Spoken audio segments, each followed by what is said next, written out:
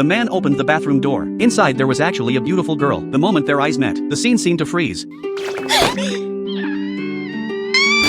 It turned out the girl was the daughter of Mark's uncle, but what he never expected, the first thing he said was to ask Mark to be his daughter's boyfriend. Although Mark strongly objected at first, under the pressure from his uncle, he eventually had no choice but to agree. Mark was an ordinary high school student. In class he was almost invisible, but that was exactly the way he liked it. One day when Mark returned home, he heard extremely loud music coming from his room. Mark immediately guessed that Jenny had snuck in again. She was the younger sister of Mark's best friend. Although she looked pure and cute on the outside, whenever she was alone with Mark, she would reveal her little devil personality. For example, even though she was wearing headphones, she still turned the volume up and played it out loud, even though it was Mark's room. She said that a senior like him should not before entering. Seeing that Mark refused to fall for her tricks, she simply laid down on his bed and placed the spare key in an inappropriate place. At that moment Mark's uncle, who ran an entertainment company, called him. This phone call would determine whether Mark could successfully get the job. He signaled Jenny with his eyes, but the more serious the moment was, the more she enjoyed causing trouble. The uncle proposed the first requirement for the job. Mark had to remain single. Jenny immediately leaned closer and started making cat sounds to avoid misunderstanding. Mark quickly explained that there was a cat at home. In the end, Mark could only silently endure the torment.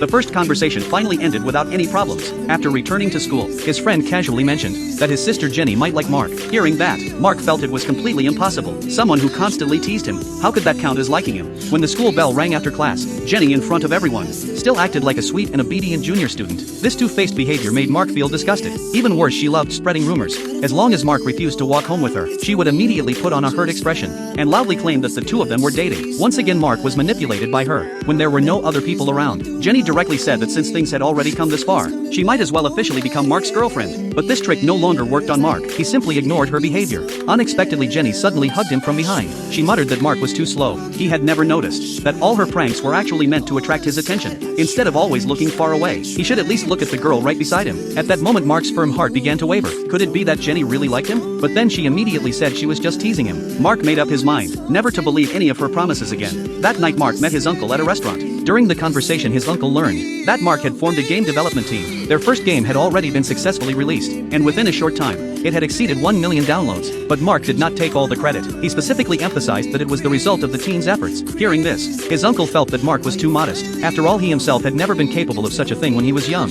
Before starting the formal discussion, his uncle suggested they talk while eating. But while ordering food, he even started flirting with the waitress. Although Mark disliked the old man's frivolous behavior, he could only tolerate it since he needed his help. Afterward, Mark went to the restroom. He did not notice the sign on the door, saying that the lock was broken and that both men and women were using it.